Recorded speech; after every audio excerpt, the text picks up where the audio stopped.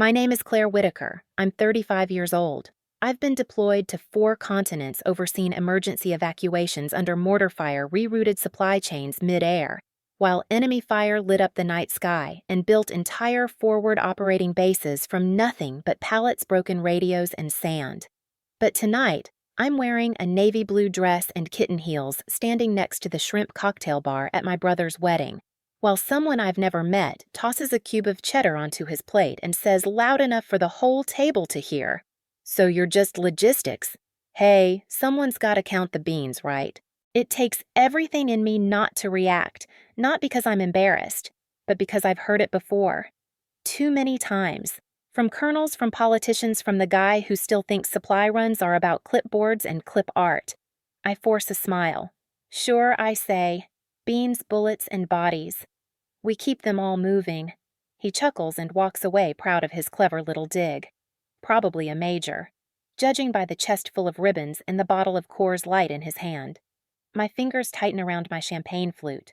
Across the ballroom, my brother the groom laughs with a group of officers. All infantry.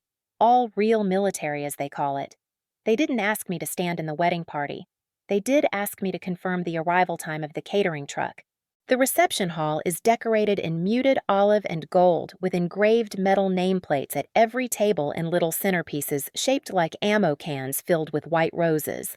Military-themed elegance, a celebration of service and sacrifice. Except mine, apparently. The DJ calls for a toast. My brother raises his glass.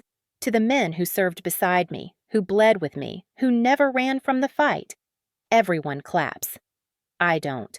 Because I know what it means when they say the fight. They mean the bullets, the field, the blood. Not the 3 a.m. radio call I took from Kandahar rerouting fuel drops to save a ground team pinned in an alley. Not the week I spent coordinating airdrop patterns through a thunderstorm in Sudan to reach a stranded medical unit. Not the cargo manifest I had to rebuild from memory after a comms wipe in Mosul. No one claps for the manifest. I walk outside before the slideshow starts. It's cold. The air bites through the satin of my dress. The parking lot is mostly empty, dimly lit under street lamps.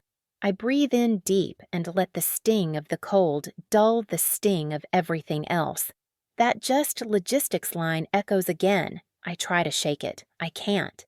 Because it wasn't just him, it was everyone. My aunt asked if I ever saw combat.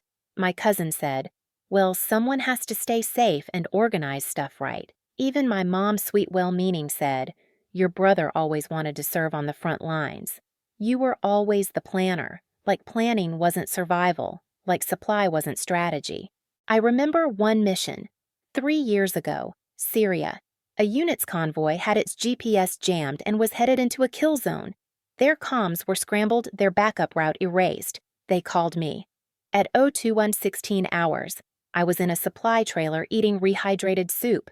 20 minutes later, I had their new route cleared, enemy recon mapped, and a drone refueling shift rerouted to give them eyes overhead.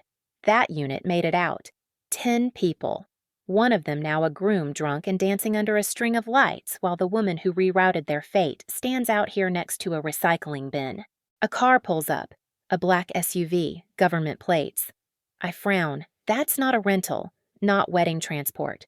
The engine hums low, lights cut. A figure steps out, broad shoulders, crisp uniform, shadowed face. Then I see the rank pins. General. Why is a general here? He's walking toward the building, toward the entrance, toward the reception. No one else notices. Not yet. But I do. And I know something's coming. My phone buzzes. Secure channel, Nightcom. I swipe to read the message. Operation Orion Shift Supply Reroute confirmed. Presidential commendation issued. Recipient Major Claire Whitaker, U.S. Logistics Command. I stare at the screen. Then look up at the SUV as the door shuts and the general straightens his jacket. I know that man, and I know what he's here to do. Back inside, the slideshow begins. My brother and his bride, training photos, deployment pics, images of him in fatigues, shirtless in the sand, smiling beside tanks. Laughter, cheers. Then the DJ calls for final toasts. The groom's commander stands up, and just as he opens his mouth, the doors swing wide, and General Sutton walks in. full uniform, no smile, no delay. Every officer in the room instinctively stands. The commander stammers, Sir General Sutton doesn't look at him, he looks at me, and says loud enough for every single person to hear Major Whitaker, ma'am, on behalf of Joint Special Operations, I thank you for saving Orion's shift. We wouldn't be here celebrating if not for you. The room goes silent. I rise, and slowly, I salute. The last time my brother saluted me, we were both in high school, standing in front of the garage door with plastic rifles and ROTC dreams. I was 17.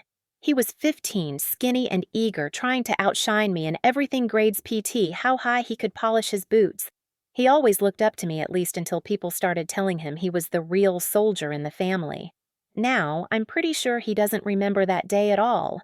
But I do. I remember the way he stood a little taller when I corrected his salute, how he asked me 100 questions about field rations and combat zones like I had already lived them. Back then, it didn't matter that I was older or a girl or headed into a career that wouldn't make headlines. Back then, I was his hero. That changed fast. We come from a military family.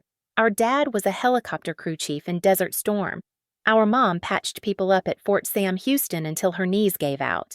Dinner-time conversations revolved around field kits and fuel logistics and how the Army had a way of grinding you down if you let it. I was a logistics kid from day one. I could plan an entire family move across the country by the time I was 13. I knew how to pack for deployment better than most new recruits before I'd even worn a uniform. While other kids dreamed about being pilots or Marines, I dreamed of convoy routes, port maps, and the elegance of making a supply chain run flawlessly under pressure. Not glamorous, but necessary. That's how I've always viewed my work, the bloodstream of the mission. But when I commissioned and chose the logistics path, my father's reaction was restrained. Not disappointed exactly. But he didn't say he was proud either. "Somebody's got to count crates," he said, sipping his coffee. My brother laughed and repeated it a week later. "Claire's going to count crates while I storm buildings." They both thought it was funny. That joke stuck.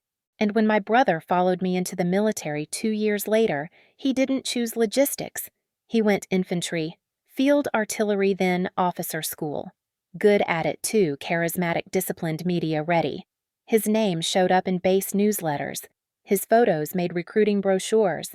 And every time he earned another ribbon or moved up in rank, I got a text from Mom that said, "Your brother's really making us proud." I never said anything back. Not because I wasn't proud, because I was working 16-hour days rerouting equipment for earthquake relief in the Pacific and wondering if anyone remembered that I still wore the uniform too. Most of my career has been spent inside command tents or transport hangars surrounded by whiteboards covered in serial numbers, satellite feeds, and weather maps.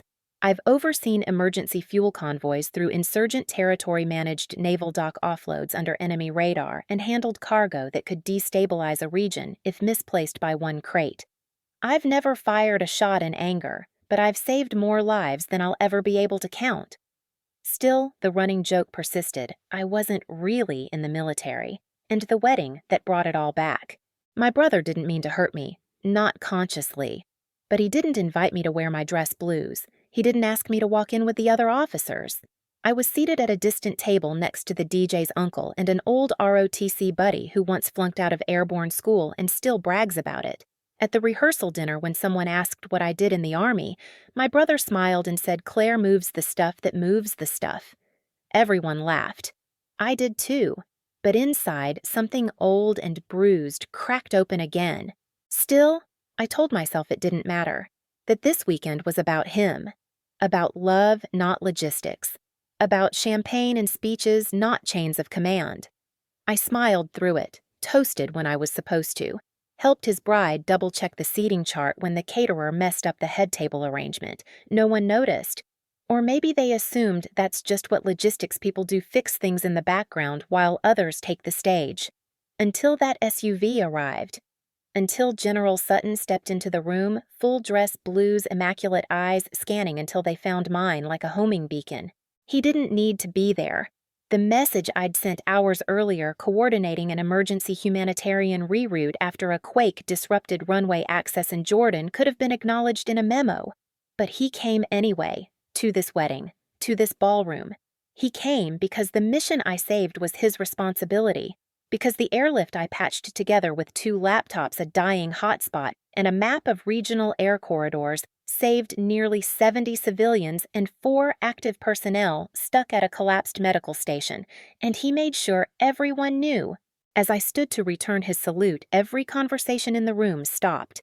The groom's commander shifted in his shoes. The bridesmaids looked at each other confused. My mother covered her mouth. My brother.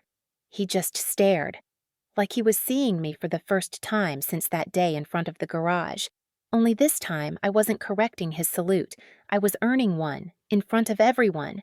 The applause was awkward.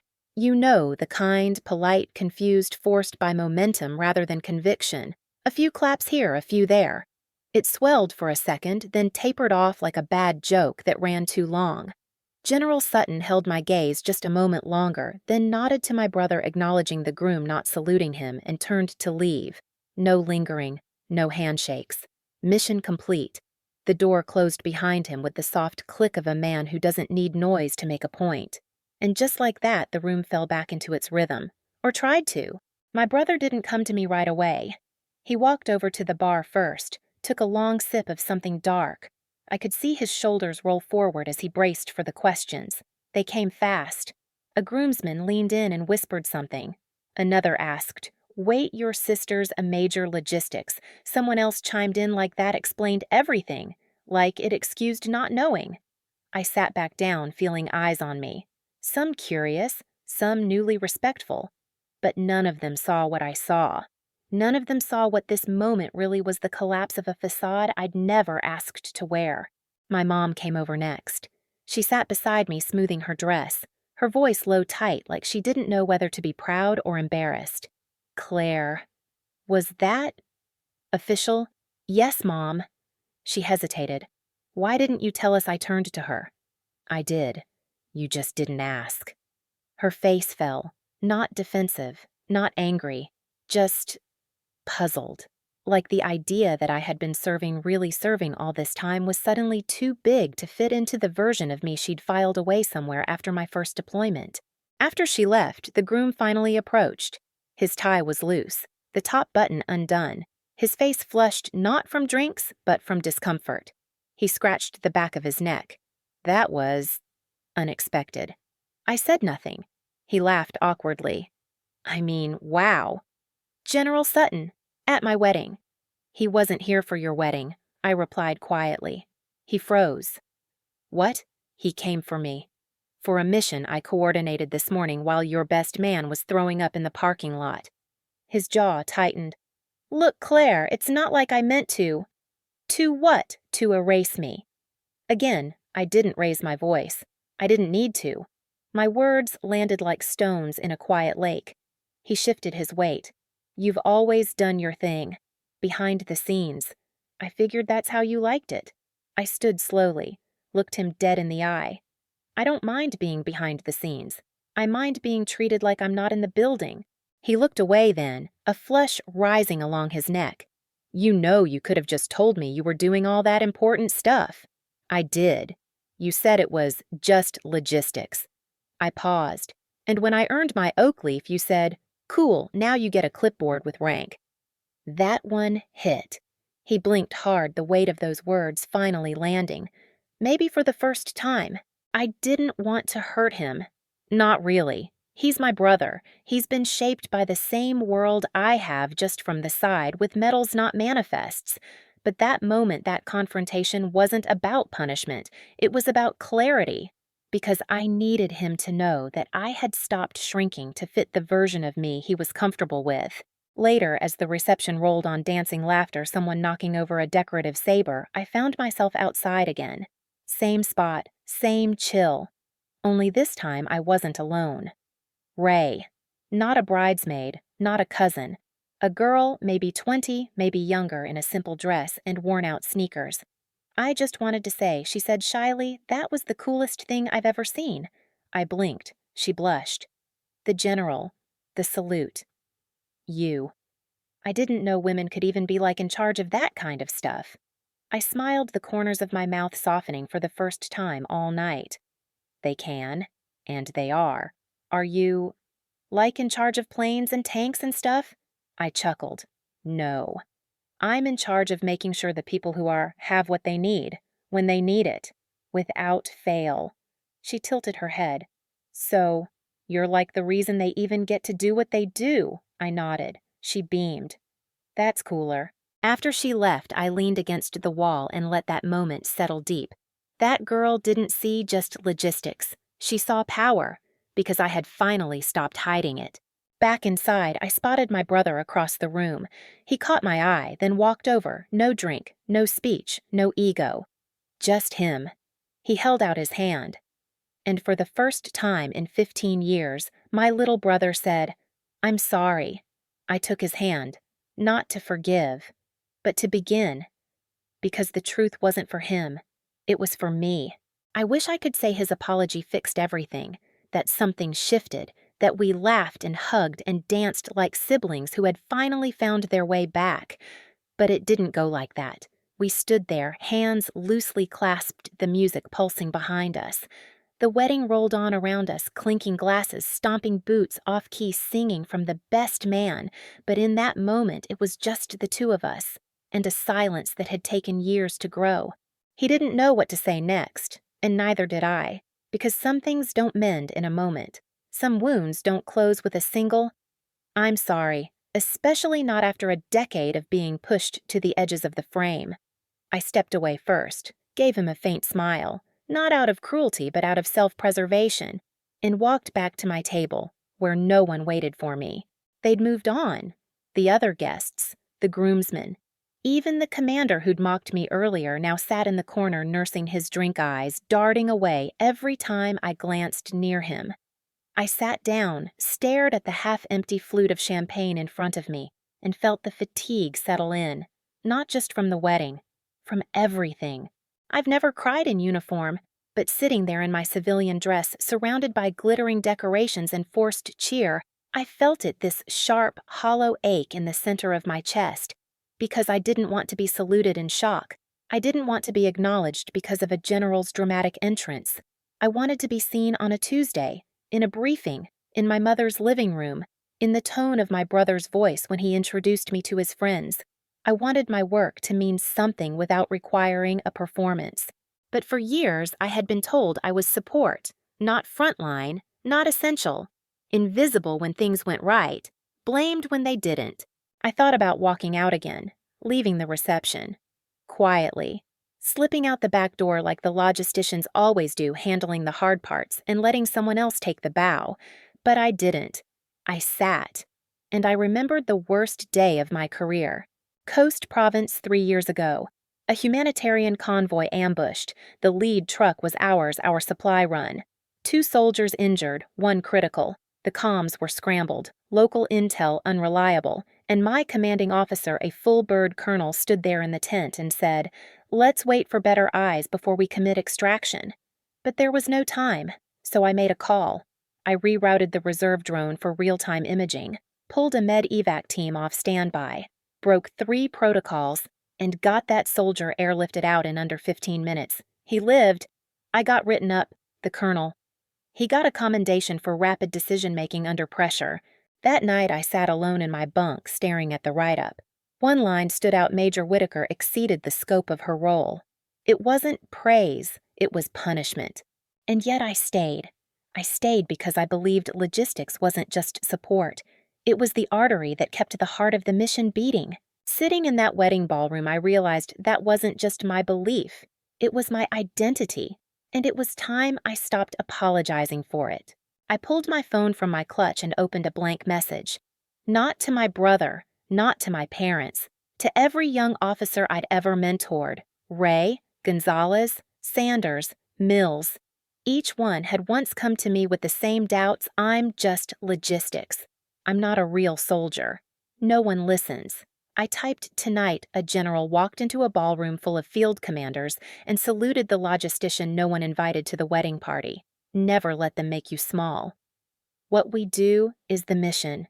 CW, I hit send. Then I put the phone away, and I stood up. The DJ had shifted into slow songs. Couples swayed on the dance floor. My brother stood near the edge watching me. Not angry, not proud, just processing. And that was fine, because this wasn't about him anymore.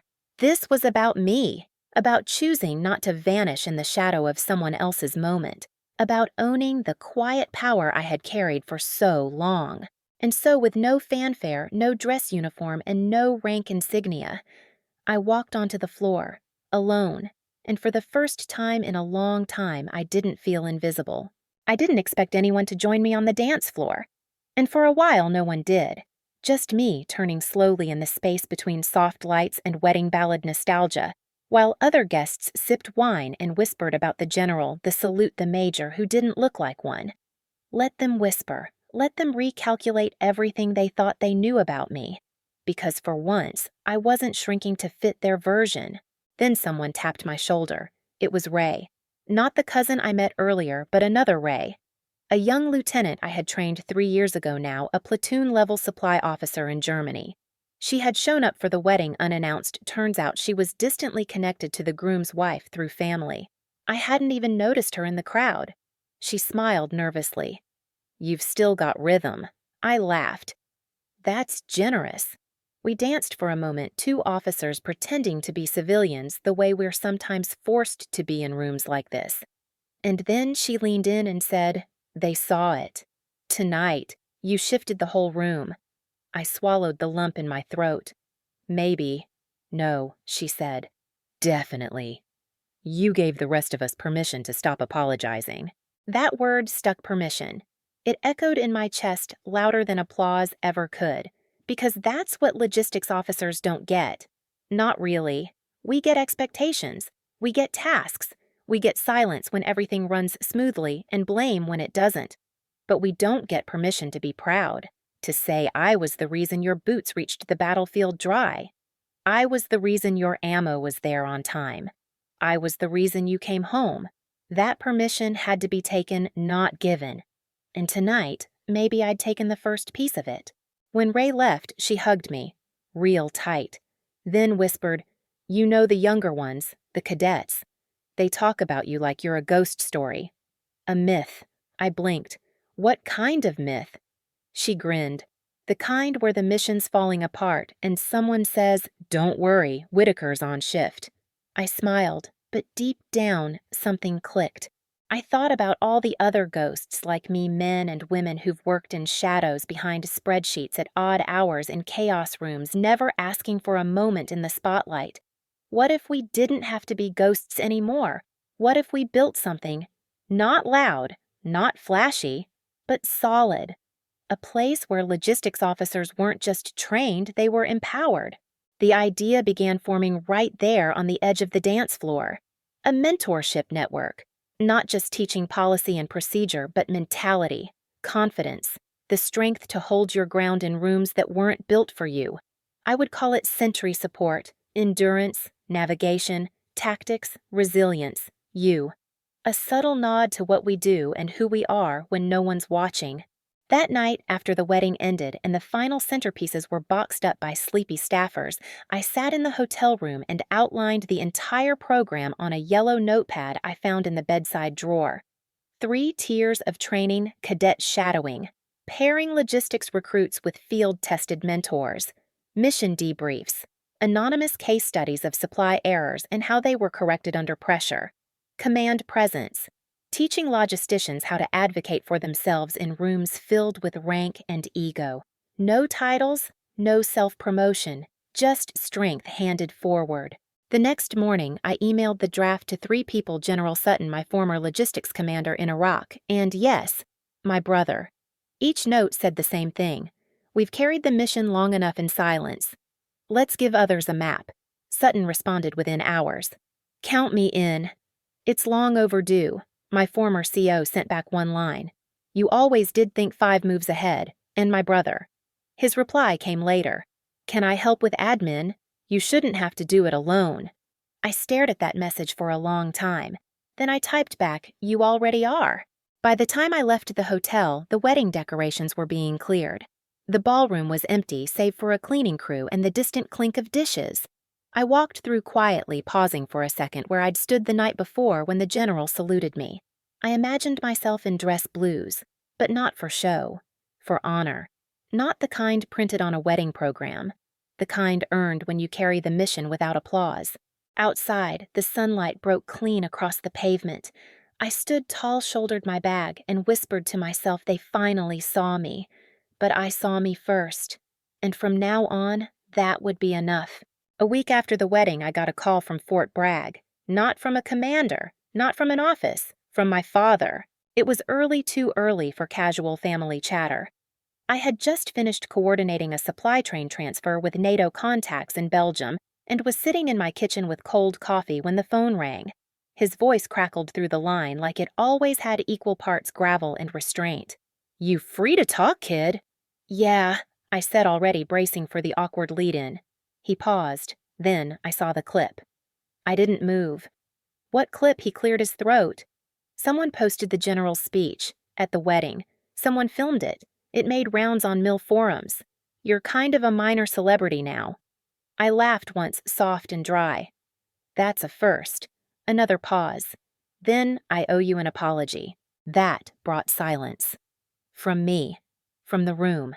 From the 15 years between my choice of logistics and the moment he finally saw it wasn't a fallback. "I never gave your role the credit it deserved," he admitted. "Even after hearing stories. I still thought you were playing it safe.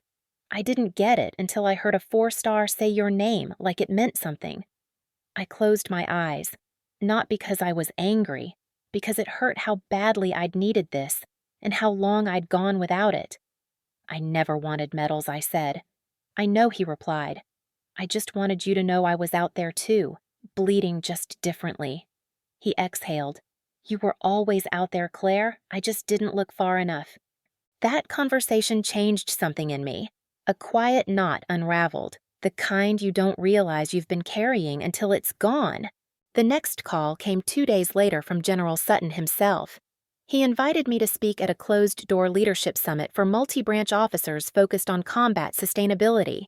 Said he wanted someone who understood the battlefield without standing in the middle of it. I almost said no, but then I remembered Ray and Sentry. And every time I'd sat in a room with men who thought their story was the only story that mattered. It was time to speak. The summit was at Fort Leavenworth. Not exactly friendly territory for someone in my specialty, an audience of colonels, generals, supply chiefs, and field command from every service branch. I stood at the front of the room in full dress blues, my major insignia gleaming against my chest, and stared out at the seats filled with brass. There were a few smirks when I started. One man leaned back with crossed arms. Another typed on his tablet without looking up, but I didn't flinch, because I wasn't there to impress. I was there to confront the culture. "I'm not here to tell you logistics is the backbone of operations I began. You already know that. What I'm here to say is the backbone has been breaking." That got their attention. I talked about burnout, about invisibility, about how logistics teams suffer casualties without battlefield recognition, how their stories vanish in the shadow of explosions they worked to prevent, how too many officers rise through the ranks without ever understanding how the supply lines saved their lives. I saw it land. A few pens froze mid-sentence. Eyes narrowed. One of the men who'd smirked earlier sat up straighter. And then I told them about the wedding, about the general, about the girl who asked me if women could really be in charge of that kind of stuff. And I realized, I said, we don't just need more logisticians, we need visible ones. Ones who stand in rooms like this and speak before the myth of irrelevance hardens into policy. When I finished, no one clapped. But they didn't look away either. And when the session ended, one colonel came up to me, older, gray-haired infantry patch, still bright on his arm. He said, "My daughter's in logistics school. I've never really understood her world." I nodded. "She doesn't need you to understand it. She needs you to respect it." He nodded back. And for once, I felt it wasn't just a gesture. It was a beginning. That night, I opened my inbox to a wave of messages. Ray had forwarded a list of cadets asking to join Sentry. One wrote, "I didn't know our work could look like leadership until I saw you." Another simply wrote, "Thank you for not hiding." And then just before midnight, another message arrived. From my brother. Subject Sentry. Hey. Bride and I got back from the honeymoon. I've been thinking a lot. About what I said. About what I didn't say. Can we talk? I think I'd like to help. Not out of guilt, but because you're building something real. And I want to be part of it. Matt. I stared at the screen, then typed back, "Welcome to the front line. Logistics. Always the first in, last out." That night, I didn't dream of medals, or speeches, or salutes. I dreamed of lines stretching across maps solid and dependable like veins feeding something bigger. And I knew it wasn't about being loud. It was about being undeniable. It started with 1 cadet, then 5, then 23. In just 3 months, the Sentry Initiative spread through 3 bases and 2 branches. It wasn't official not yet. No budget, no ribbon cutting, no shiny recruitment posters. Just word of mouth. Just young officers huddled around borrowed whiteboards sharing stories about real-time resupply reroutes, near-miss disasters that only got a footnote in mission logs, and how exhausting it was to do everything right and still be asked. "So when are you going to deploy for real?" They were hungry for language, for validation, for someone to name what they did as valor, not just support. And I gave them that, not through speeches, but by showing up. Every week I met with a new group, sometimes in person, sometimes virtually, sometimes while on the road, still in uniform boots caked in dust from an airfield tarmac, or a flooded convoy route in the south. They didn't care where I was. They just needed to see me. A logistics officer who didn't apologize for the title on her uniform. I started wearing my rank more often, even in civilian settings. Not out of pride, but out of proof. Because visibility isn't vanity. It's survival. And the young ones they noticed. They mimicked. They squared their shoulders when walking into rooms that once made them small. And slowly, the tone began to shift. One afternoon, I walked into a planning meeting for an upcoming Joint Force Readiness drill. There were 8 officers seated, 6 men, 2 women. All eyes turned to the commander at the head of the table. He gestured to me and said, "Before we begin, I'd like to introduce the person who made sure this whole operation has a backbone." Then he paused. "Major Whitaker isn't just logistics. She's our margin of victory. No smirks, no bean counter jokes. Just a room full of people who suddenly understood exactly what that meant. I didn't smile. I nodded, because being respected shouldn't be a surprise. It should be a standard. A few weeks later, I was back home for a family barbecue. The same backyard where I'd once taught my brother how to salute. Same grill, same folding chairs. But the air felt lighter. Matt handed me a beer and asked, "So, the new generation treating you better?" I looked at him. "They're watching. Closely." He sipped. "Good. Means they'll rise faster." A beat passed. Then he added, "I talked to my XO last week. Told him if he ever jokes about logistics again, I'll pull his leave." I raised an eyebrow. He grinned. I learned from the best. Later that evening, I stood next to my father as the sun dipped behind the roofline. He hadn't said much. Just watched the grandkids run around with sparklers and the dog knock over a soda can. Then he cleared his throat. "I read your Sentry charter," he said. My heart caught a little. "You did?" "Yeah, twice." He looked at me then. Really looked. "You know, when I was in, we didn't think that far ahead. We just fixed what broke and hoped the line held. And now?" He shrugged. "Now I know you're the reason it does." I blinked fast, not because I was overwhelmed, but because some words take years to land, and when they do, they echo. Sentry was approved for pilot funding last week. We've got a badge now. A pin, really. Matte gray with a single arrow looping through an open circle. Simple, clean. It doesn't scream. It doesn't need to. We do our best work quietly. And now quiet has power. On the inside flap of my field binder, I keep a single quote taped next to my ID. It's something I wrote the day after the wedding. A reminder. When they forget your name, they still remember the outcome. So make your work louder than their memory. I never needed the general's salute. I never needed the ballroom's silence. What I needed, what we all needed, was for someone to walk through that door first and say, "You're not invisible. Now I walk through that door for others." I've stopped being surprised when cadets email me and say, they didn't know I was in charge until it was too late to argue. And I always reply, That's how they learn. My brother called again this morning.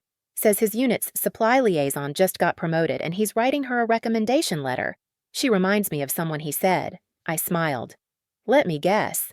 Organized, quiet, and smarter than you. He laughed. Exactly. I hung up, looked out the window of my new office at Joint Base San Antonio, and watched 2 transports lift off into the heat shimmer. I didn't cry. I stood a little straighter. Because now I know logistics was never the background. It was the framework. So go ahead. Call me just logistics. I dare you. Because one day when you're out there and the comms are failing, the fuel's late, and no one knows if you'll make it home, you'll hear a calm voice crackle through the line.